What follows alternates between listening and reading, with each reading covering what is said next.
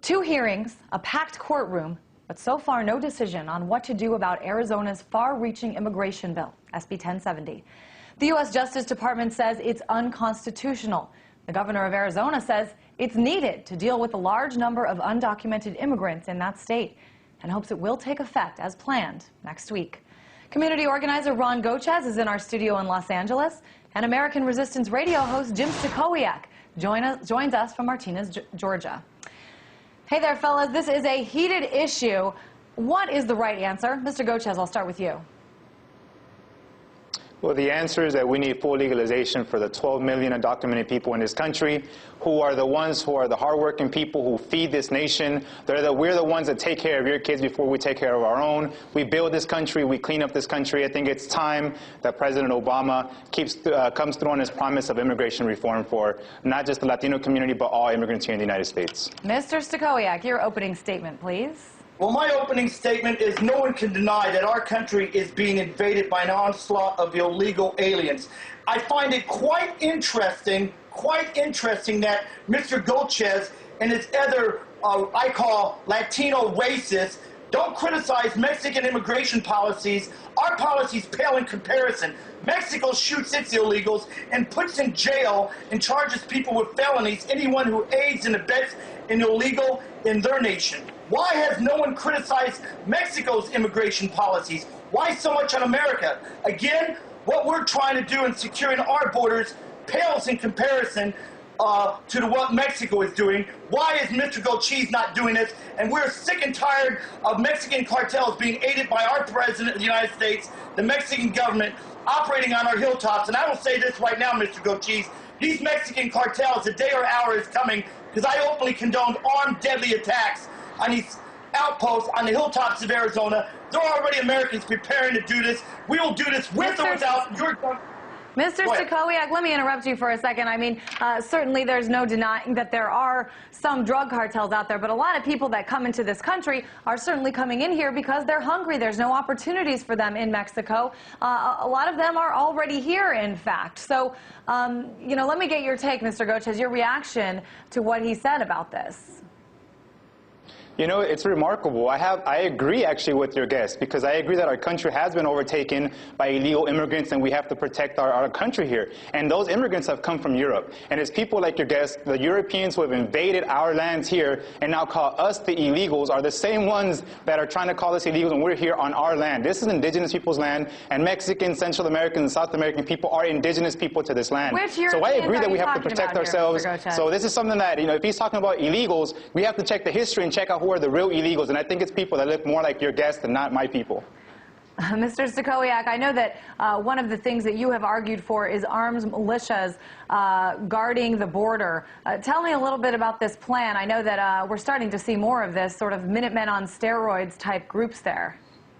What you're seeing, there are operations that are already undergoing in the planning stages. The problem is we have Americans that are being attacked. Recently, we had a Border Patrol agent that was violently attacked by a 15-year-old who put 21 stitches in his head, almost took his eye out, and the Border Patrol agent shot him dead. He was extremely criticized by these immigration rights activists, and I'll say the Border Patrol agent did the right thing. If I was there, I would have shot the 15-year-old too. Look, don't bring rocks to a gunfight. Why is La Raza and the immigration rights activists stating that they will attack us with pitchforks? Again, they're the ones provoking the American people. We welcome immigrants. So your method here, Mr. Stachowiak, is just shoot anyone that you see crossing the border?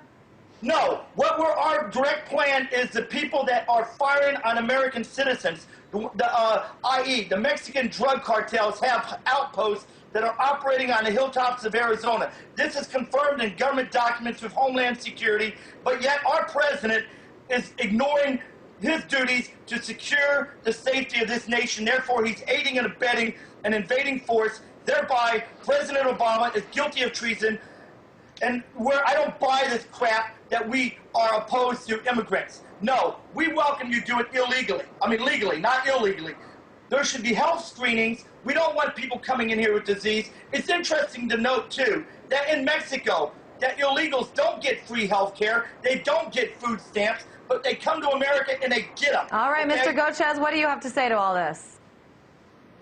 I'm obviously dealing with someone who knows very little about history, very little about politics, and doesn't understand that Mexico's condition today, it is that way because of American foreign policy on our country. And the fact that so many people are poor in our nation is simply because of the economic policies imposed on us by Washington. So when someone simply says, oh, look at the Mexicans, they're corrupt, or look at the Mexican cartels, they don't understand who formed those cartels. They don't understand who formed that poverty. And there is no one on this earth that consumes more drugs than the American public. So if it was not for the Americans who are using these drugs, people wouldn't be producing these drugs. So when you have to point the blame at someone, let's point the blame at the people who are using them, and let's point the blame at the biggest drug dealer there is today in the world, and that's the White House. That's Washington, D.C., and the fact that they sell, produce, and distribute more drugs than anybody on earth. So if you want to point the fingers, let's point the fingers at the real culprits. Now, I agree with Mr. Gochez on the fact that my government is involved in the drug trade, but where I disagree with him is the poverty in Mexico is because the Mexican government is not sharing the wealth with the people. The upper class are the ones that don't pay taxes. It's the lower class. So I disagree. Yes, it's the American government being aided with the Mexican government as well. There's a war brewing in this country. All we ask is do it legally. We're tired of the violence. We don't want what's happening to the towns in Mexico. Just a couple of days ago, 17 people in Mexico were gunned down at a party. We got police departments in my nation that are being outgunned, outmanned because the Mexican cartels taking over counties. More recently, we can reference Pinal County. The cartels are putting death threats, death decrees against sheriffs of my nation. All right, let me jump in here, guys. Let's get back to the issue at hand really quick here. As we know, this Arizona law in court today being challenged by the U.S. federal government. There was also another challenge to it, the ACLU challenging it, saying, you know, it crossed a lot of lines. And Judge Susan Bolton told the attorney for the ACLU that she might not necessarily block the entire statute, which is what they're asking her to, that she may instead break this law apart and block only a few parts of it. What do you think about this, Mr. Gochez, taking just some parts of it and blocking it for now and leaving the rest in place? There's absolutely nothing about SB 1070 that is something that should be kept as a law. What we see today is the Obama administration trying to rescue itself because they feel the pressure of the immigrant rights movement. They're trying to rescue themselves by pretending that they're on our side by placing this lawsuit against the state of Arizona. But we're not going to fall for these tricks. We know that regardless of whether this injunction happens in Arizona or not, we're going to continue to pressure until at a national level, President Obama and the Democratic Party come through on the promises of immigration reform. So although we hope that on the 29th, there will be an injunction that will temporarily pause this. We're waiting for Obama to keep true to his promises so that he can fix this problem, not just in Arizona, but at a national level, because we have almost 12 million people who are living in the shadows, who are terrorized daily, not only by the ICE agents, by sheriffs, by police, and by really, I would say, by terrorists like your guest here, who is advocating openly using armed violence against my community. Mr. Gochez, I mean, one of the things you pointed out is that Obama didn't act, and that's one of the arguments here. Armed retaliation only against those that have violently attacked Americans. Not the guy out there picking tomatoes, not the guy trimming our bushes or mowing our lawns, but those people that are raping our children, attacking our families. They will be singled out. They will be subject to retaliation because we will target those that have committed violent attacks. Mr. Gochez, I want you to answer this. Would you be willing to compromise and say, why don't we, America, adopt Mexicans' immigration policy? I'll tell you what's happening. It's a plan of the New World Order, the North American Union, in 2004, when President Vicente Fox of Mexico and Prime Minister Martin and President Bush signed a plan to harmonize the trade policies, thereby integrating all three nations into a single nation state. That's the ultimate goal of the open border policy, to bring America into a single nation state, which is part of the New World Order's plan to destroy Mr. America. Sikoryak, you asked him. Why don't you let him answer the question? What is your response to that, Mr. Gochez?